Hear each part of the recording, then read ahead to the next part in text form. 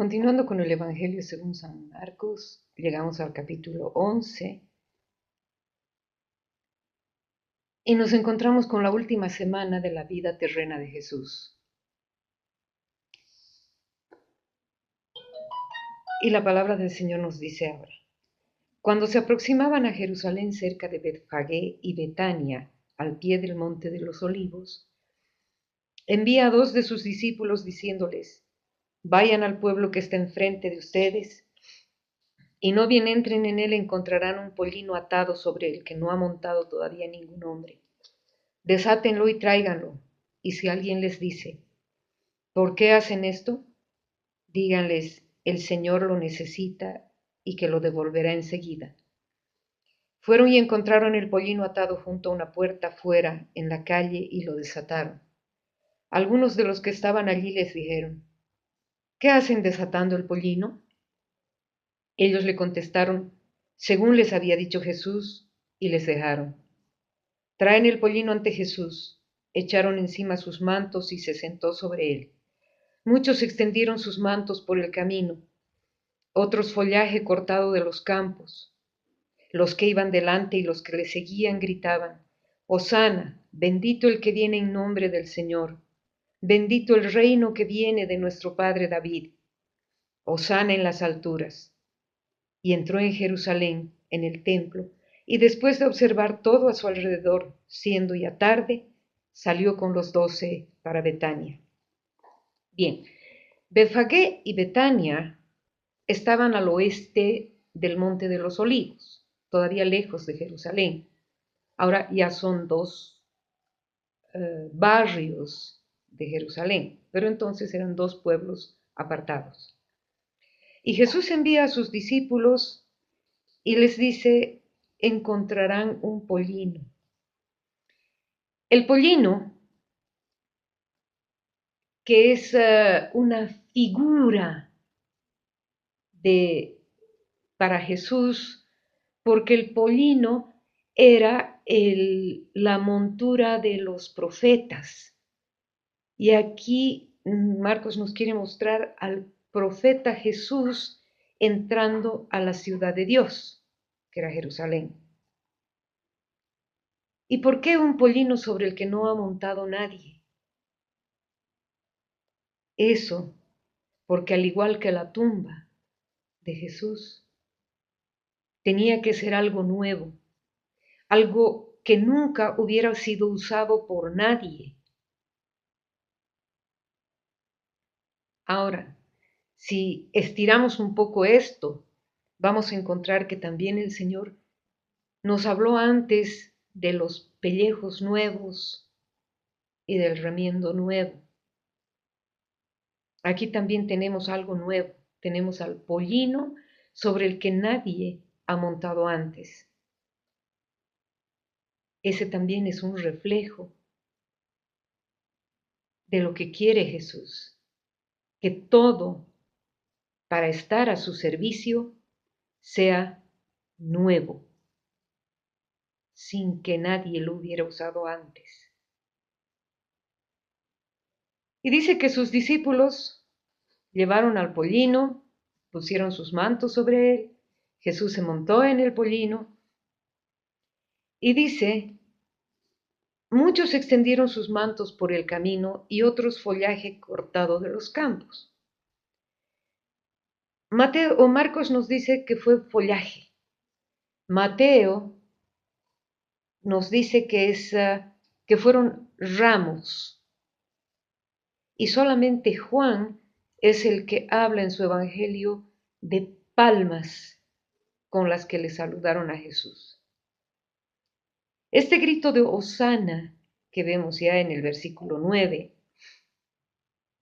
es un alégrense, alegría, regocijo. Alégrense, viva, bendito el que viene en nombre del Señor. Pero sigue y dice: bendito el reino que viene de nuestro padre David. No nos olvidemos que David, para el pueblo judío, era considerado como el rey por excelencia. Y a Jesús lo tenemos como descendiente de David.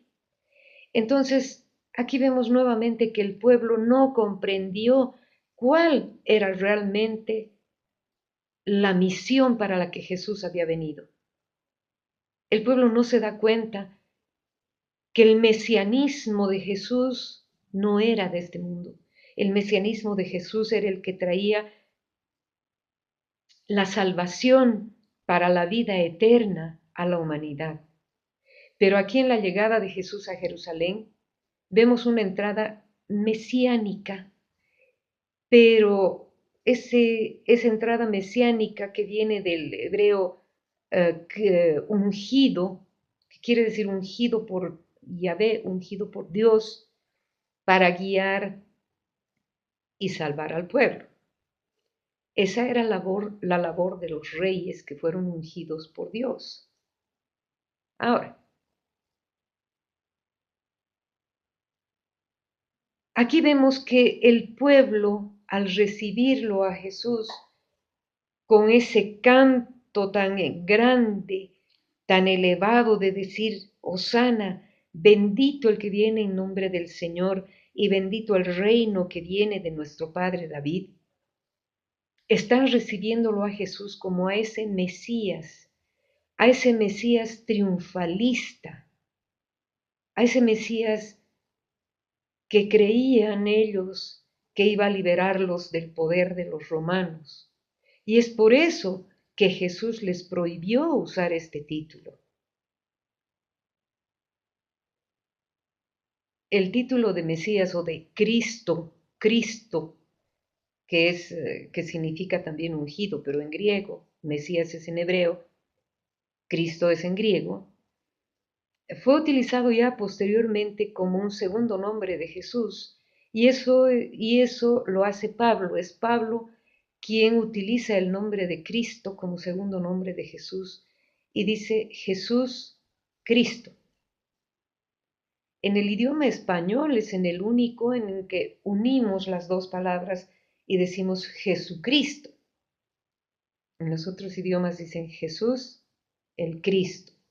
Pero bueno, esa es otra historia. El nombre real de Jesús es Jesús, que significa Yahvé salva. Y así nos describe exactamente la función de Jesús. Nos describe a qué vino Jesús. No a ser ese rey triunfalista, sino a ese rey divino que nos iba a traer la salvación y la liberación del pecado para llevarnos a la vida eterna. Y seguimos en el versículo 12. Al día siguiente, saliendo ellos de Betania, sintió hambre. Y viendo desde lejos una higuera con hojas, fue a ver si encontraba algo en ella. Acercándose a ella, no encontró más que hojas. Es que no era tiempo de higos. Entonces le dijo, que nunca jamás coma nadie fruto de ti. Y sus discípulos oían esto. Esa maldición a la higuera, Marcos la explica diciendo que no era tiempo de higos, y así suaviza la maldición que echó Jesús a esa higuera. Y esa es una contradicción que solo se puede ver como si fuera una parábola en acción, es decir, un pueblo sin frutos. La higuera va a representar al pueblo de Israel, ese pueblo que no creyó en Jesús y que por lo tanto no podía dar frutos.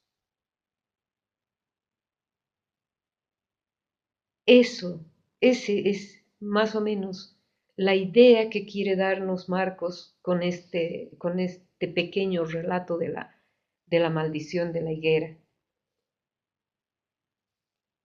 Esto, ahora pasamos al versículo 15, y esto ya es el día lunes. Lo anterior fue el día domingo, que era el primer día laboral para los judíos. El día sagrado era el sábado. Y en el versículo 15 dice, llegan a Jerusalén y entrando en el templo comenzó a echar fuera a los que vendían y a los que compraban en el templo. Volcó las mesas de los cambistas y los puestos de los vendedores de palomas, y no permitía que nadie transportase cosas por el templo. Y les enseñaba diciéndoles, ¿no está escrito, mi casa será llamada casa de oración para todas las gentes? Pero ustedes la tienen hecha una cueva de bandidos. Se enteraron de esto los sumos sacerdotes y los escribas, y buscaban cómo podrían matarle, porque le tenían miedo, pues toda la gente estaba asombrada de su doctrina, y al atardecer salía fuera de la ciudad. Aquí tenemos cosas muy interesantes, porque los cambistas era también parte del clero. Y Jesús les dice, ¿no está escrito que mi casa será llamada casa de oración para todas las gentes? No solo para los judíos, para todos. ¿Y a qué se refiere con esto del templo? Aquí estamos viendo exacta y claramente la figura del templo de Jerusalén. Y ese templo era la casa de Dios, la casa donde se reunían los judíos para hacer oración, para rendir culto a Dios, para escuchar lo que Dios tenía también mandado decirles por los sacerdotes. Bueno, pero ya durante la época de Pablo, con los primeros grupos cristianos que se fueron formando a través de su predicación, encontramos que se reunían en las casas y se reunían para hacer oración, para compartir la palabra y para compartir el pan. Esas casas se convertían en templo donde la gente estaba reunida para hacer recuerdo de todo lo que Jesús les había enseñado, les había dicho, lo que los apóstoles podían haber enseñado más adelante a sus propios discípulos y a hacer oración y a compartir el pan. De esa manera esas casas se convertían en templo.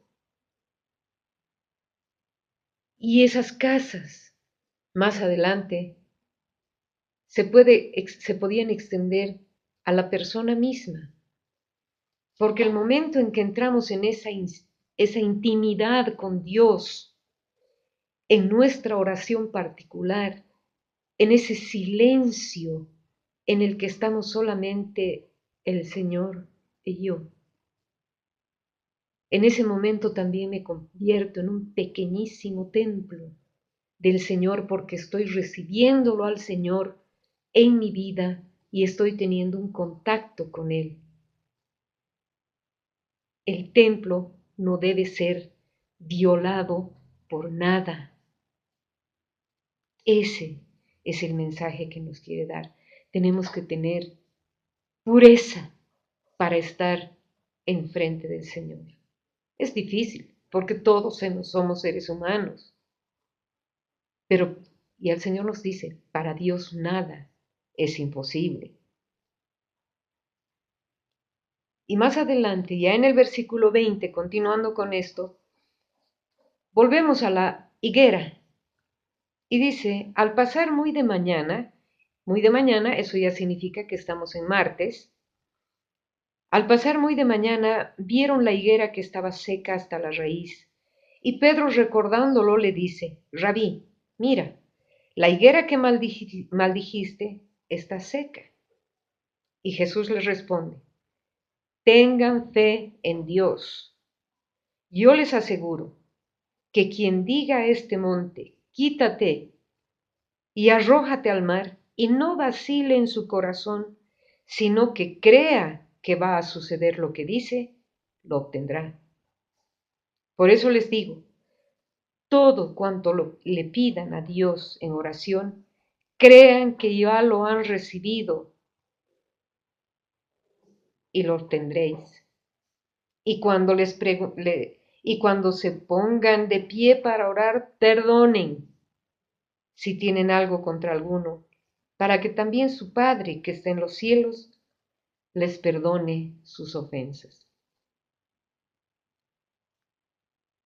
Para poder estar en ese contacto íntimo con el Señor y poder recibir de Él lo que le pedimos, siempre que sea bueno para nosotros, tenemos que saber perdonar.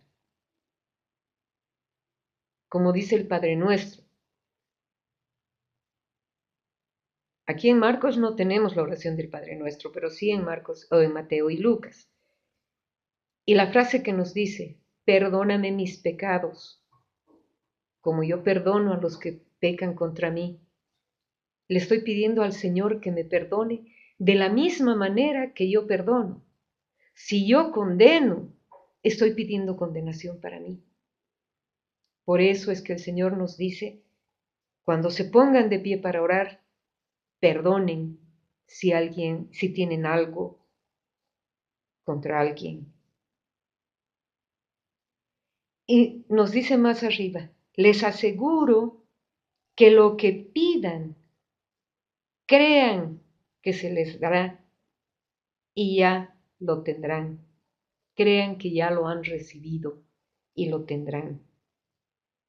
Esto me hace recuerdo a una prédica que escuché, en la que el predicador decía, la fe tiene que ser como una mujer que está embarazada. La mujer que está embarazada sabe que tiene a su hijo en su seno, no lo ve, pero sabe que lo tiene. De la misma manera, el que pide algo a Dios en oración tiene que saber que ya lo ha recibido. No lo ve, pero debe estar seguro que lo va a recibir, porque lo que el Señor nos da es a su tiempo, no es al nuestro. Tengamos ese tipo de fe, hermanos, esa seguridad de que lo que pedimos a Dios, si es bueno para nosotros, Él nos lo va a dar. Si es algo que no nos va a alejar de Él, nos lo va a dar. No nos va a dar algo que nos aleje de Él. Alguna vez yo he dicho, y creo que varias veces, si yo le pido al Señor $1.000.000 y le digo, Señor, con ese $1.000.000, si tú me das, yo puedo hacer viviendas para los pobres, puedo dar de comer a mucha gente, puedo... Y después reacciono y le digo, pero Señor, quizás si me das el $1.000.000 yo me olvidé de ti. Tengamos en cuenta eso. Si es bueno para nosotros y no nos va a apartar de Él, el Señor nos lo va a dar. Seguimos, versículo 27. Vuelven a Jerusalén y mientras pasaba por el templo se le acercan los sumos sacerdotes otra vez, los escribas y los ancianos, y le decían, ¿con qué autoridad haces esto? O le decían también, ¿quién te ha dado tal autoridad para hacerlo? Y Jesús les dijo, les voy a preguntar una cosa. Respóndanme y les diré con qué autoridad yo hago esto. ¿El bautismo de Juan era del cielo o era de los hombres? Respóndanme. Y ellos discurrían entre sí. Si decimos del cielo, nos dirá, ¿y entonces por qué no le creíste? Pero si le decimos de los hombres, ellos tenían miedo a la gente, porque todos tenían a Juan por un verdadero profeta. Entonces les responde a Jesús, no sabemos. Y Jesús les dice, tampoco yo les digo con qué autoridad hago esto. Este día